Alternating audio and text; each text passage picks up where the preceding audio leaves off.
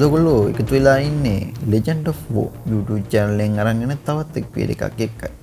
අපි මේ වීඩියෝ එකෙන් කතා කරන්න බලාපොරොත්තු වෙන්නේ රුසියානු සහ යුක්‍රේන යුද්ධයේ අද වන විට ඇති තත්ත්වය කොහොමද යන්න පිළිබඳව තමයි අද මේ වීඩියෝ එකෙන් අපි කතා කරන්නේ. එතකන් අපේ මම ආරාධනා කරනවා Legend of War YouTube channel එක subscribe කරන් යන්න මතක් කරන්නත් එපා කියලා. ඒ වගේම අපි මේ YouTube channel එකෙන් භූදේශපාලනික අර්බුද දේශපාලන අර්බුද සහ ඉදිරියේ යුද්ධයන් සහ ඉදිරියේ ඇතිවන තත්ත්වයන් සහ ක්‍රියාමාර්ග ගැන මේ වීඩියෝ මාලාවෙන් අරගෙන එන්න අපි බලාපොරොත්තු වෙනවා. ඒකින්ද අපේ channel එක subscribe කරලා වීඩියෝ එක ඉතින් බලන්න share කරලා මේ වීඩියෝ එකට අනිවාර්යෙන් like එකක් දාලා ඔයගොල්ලන්ට මොකක් හරි දැනගන්න දෙයක් තියෙනවා නම් මේ වීඩියෝ එකට comment එකක් දාගෙන යන්න මතක් කරන්නත් එපා. එහෙනම් අපි අද දවසේ වීඩියෝ එකත් එක්ක ප්‍රධානවම එකතු වෙමු. අද අපි රුසියානු යුක්‍රේන යුද්ධයේ අද වන විට ඇති තත්ත්වය පිළිබඳ තමයි මේ වීඩියෝ එකෙන් කතා කරන්න බලාපොරොත්තු වෙන්නේ. යුක්‍රේනයේ කළු මුහුදේ සිය මෙහෙයුම් තීව්‍ර කර ඇති අතර එය නොවරෙට්ස්කොරාය දෙසට ගමන් කරන විට මුහුදු ඩ්‍රෝන යාන සහිත රුසියානු සම්බන්ධිත තෙල් ටැංකියකට පහර දී ඇති බව සඳහන් කරලා තියෙනවා. එය නිකුත් කළා තියෙනවා අල් ජසීරා පුවත් සේවය. තවද යුක්‍රේනයේ ආරක්ෂක සේවයට අනුව ඩෂාන් ටැංකිය උපරිම වේගයෙන් ගමන් කරමින් සිටියදී එහි ට්‍රාන්ස්පෙන්ඩර් ක්‍රියා විරහිත වූ අතර බලවත් පිපිරීමකින් එහි පසුපසට වැදී යාත්‍රා බලපතල ලෙස හානි සිදු වී ඇති බව සඳහන් කරලා තියෙනවා. මේ රුසියාවේ ඊනියා සෙවනඩි බලඇණියට එරෙහිව සති දෙකක් තුන්වන සති දෙකක් ඇතුළත සිදු කරපු තුන්වන ප්‍රහාරය සනිටුහන් කරනවා. කියව මොස්කව් සම්බාධක මගහැරීමට සහ රහසිගත තෙල් අපනයනය සඳහා යුද්ධයේ මුදල් සැපයීමට උදව් කරන බව කියව පවසන නැව්වෙන බව සඳහන් කරලා තියෙනවා. තවද මේ අතර යුක්‍රේනයේ ෂෙල් වෙඩි ප්‍රහාර රුසියානු පාලිත කෙන්සන් කොටසේ රෝහලකට පහර දී වෛද්‍ය සේවකයින් 3 දෙනෙකු මරා දමා තවත් 2 දෙනෙකුට තුවාල සිදු කළ බව රුසියානු බලධාරීන් ප්‍රකාශ කිරීමත් සමග ගොඩබිම ගැටුම උස්සන්න වෙලා තියෙන බව සඳහන් වෙලා තියෙනවා. මේ වන විටම ගැටුමේ තත්ත්වය. මේ වන විට රුසියානු හමුදාවත් ප්‍රධානවම ඔවුන් වේගින් ඉදිරියට එන්න සටන් කරනවා. මොකද යුක්‍රේන හමුදාවන්ට වඩා වේගයෙන් ඔවුන්ගේ හමුදාවන් ඉදිරි පෙළ ශක්තිමත් කරමින් ඉදිරියට යොදවනවා ප්‍රදේශ හරහා. තවද අල් ජසීරා පුවත් සේවය සඳහන් කරනවා ඒ සමගම උපාය මාර්ගික නැගෙනහිර නගරයක් වන ට්‍රොස්කොව්ස්කි අසාමාන්‍ය ලෙස විශාල රුසියානු යාන්ත්‍රික ප්‍රහාරයක් මැඩ පවත්වන බව යුක්‍රේන හමුදා වාර්තා කරලා තියෙනවා. ප්‍රහාරයට සන්නද්ධ වාහන ට්‍රක් රථ සහ යතුරු පැදි මේවා දුසින් ගණනක් සම්බන්ධ වෙලා තියෙනවා. දකුණු රුසියානු ඩ්‍රෝන යාන ග්‍රීසියේ සිට ද්‍රව ස්වභාවික ගෑස් රැගෙන යන ප්‍රධාන නරමාර්ග වන ඔඩෙසාහි යුක්‍රේන ගෑස් ප්‍රවාහන පද්ධතියේ කොටස් වලටද පහර දුන් බව සඳහන් වෙලා තියෙනවා.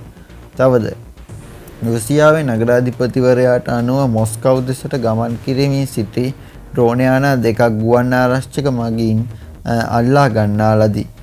දැඩි ලෙස තිබියදීත් රාජ්‍ය තාන්ත්‍රිකය දිගටම පවතිනවා.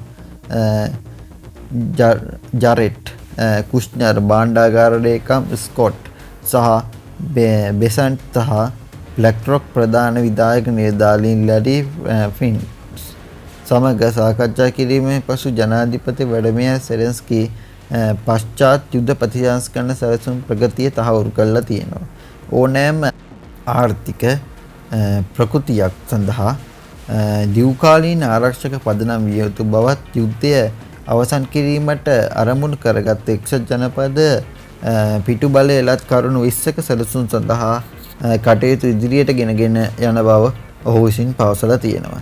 ජාත්‍යන්තර සාකච්ඡාව තීව්‍ර වෙමින් පවතිනා මේ වන විට බ්‍රිතාන්‍ය ප්‍රංශ සහ දේමනීය නායකත්වයෙන් වොෂින්ටනයේ නවතම සාම ප්‍රධාන මාර්ග පිළිබඳ එක්සත් ජනපද ජනාධිපති ඩොනල්ඩ් ට්‍රම්ප් සමග සාකච්ඡා පවත්වලා තියෙනවා. ඔවුන් එම මොහොත තීරණාත්මකව විස්තර කරලා තියෙනවා. තවද යුක්‍රේනයේ සහජකයන් අතර එක්සත්කමේ අවශ්‍යතාවය අවධාරණය වෙලා තියෙනවා මේ වන විට ඔවුන් සිටින තත්ත්වයන් අනුව. තවද අල් ජසීරා පොත්සේ සඳහන් කරනවා යුක්‍රේනට වඩාත් ක්‍රියාකාරීත්ව සහාය දක්වන ජාති වන කැමැත්තෙන් සිටින අයගේ සන්ධානයේ තවත් රැස්වීමක් වීඩියෝ සම්මන්ත්‍රණයක් කරා පැවැත්වීමට නියමිත බව සඳහන් වෙලා තියෙනවා. තවද වොෂින්ටනයේදී එක්සත් ජනපද නියෝජිත මන්ත්‍රී මණ්ඩලය ඩොලර් බිලියන 901ක දැවැන්ත ආරක්ෂක පනත අනුගමනය කළා තියෙනවා. තවද මෙම පැකේජයට ඉදිරි වසර දෙක සඳහා යුක්‍රේන ඩොලර් මිලියන 400ක මිලිටරි ආධාර ඇතුළත් වන අතර ඒ යුරෝපීය ආරක්ෂාව සහ ඇමරිකානු දීර්ඝකාලීන කැපවීම ශක්තිමත් කරනවා. තවද කෙසේ වෙතත් ජනාධිපති ට්‍රම්ප් මැතිවරණයේ නොපැවැත්වීම සම්බන්ධයෙන්ද යුක්‍රේනයට එල්ල කරන ලද විවේචනයේ අලුත් කර අතර යුක්‍රේනයේ යුද්ධකාලීන මැතිවරණ තහනම් වෙලා තියෙන නීතිය නොතකා සෙලෙන්ස්කි මත මෙහි පීඩනය ඔහු විසින් එල්ල කරන්න කටයුතු කරලා තියෙනවා. පාර්ලිමේන්තුව සඳහා නීතිමය ගැටලු සමාලෝචනය කරමින් සිටින බව සෙලෙන්ස්කි පැවැත්වූ නමුත් යුද්ධය දිගටම පවතින අතරතුර මෙම ගැටලුව තල්ලු නොකරන ලෙස විදේශීය හවුල්කරුවන්ගෙන් ඉල්ලා සිටිලා තියෙනවා. තවද රුසියාව චීනය සමග සහයෝගීතාවය ගැඹුරු කරන බවට යුක්‍රේනය අනතුරු අඟවන විට පුළුල් කලාපය පුරා එම ආතතීන්ද ඉහළ යමින් පවතින බව සඳහන් කරලා තියෙනවා. තවද අල් ජසීරා පුවත්පතේ සඳහන් කරන ආකාරයට රුසියාව විසින් හිඟ සම්පත් විකිණීමෙන් සහ මිලිටරි කාර්මික අංශයේ සබඳතා පුළුල් කිරීමෙන් බීජිනයට ප්‍රතිලාභ ලබන බව සෙලෙන්ස්කි පවසලා තියෙනවා. මේ අතර මොස්කව් මත සම්බාධක පීඩනයේ දිගටම පවතිනවා. එක්සත් ජනපද ලුකොයිල්හි ගෝලීය වත්කම් මිලදී ගැනීම සම්බන්ධයෙන් සාකච්ඡා දීර්ඝ කළා තියෙනවා. යුරෝපා සංගමය තානාපතිවරු 2027 වන විට රුසියානු ගෑස් ආනයනය අවසන් කිරීමට සැලැස්මක් ඉදිරිපත් කළහ.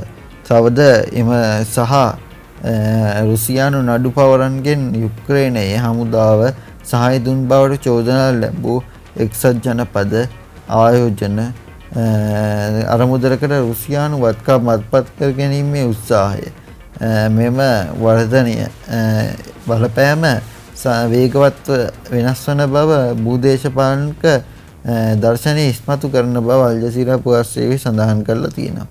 එහෙනම් මේ වීඩියෝ අවසානයේ දක්වා රැඳී සිටියාට ස්තුතියි. අපි මේ වගේම තවත් වීඩියෝකින් හම්බෙමු. එතකන් අපි Legend of War YouTube channel එක subscribe කරලා වීඩියෝ එක ඉතල බලාගෙන share කරලා මේ වීඩියෝ එක like එකක් දාලා ඔයගොල්ලන්ට දැනගන්න දෙයක් තියෙනවා නම් මේ වීඩියෝ එකට ටින් කමෙන්ට් එකක් දාගෙන මතක් කරන්නත් එපා. අපි මේ වගේ තවත් වීඩියෝ එකකින් හෙටත් හම්බෙමු. එහෙනම් එතකන් goodbye.